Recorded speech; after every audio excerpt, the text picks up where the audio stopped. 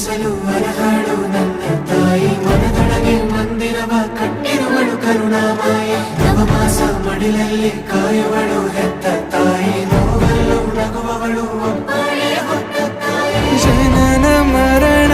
ಜಗದ ಸಂತೆ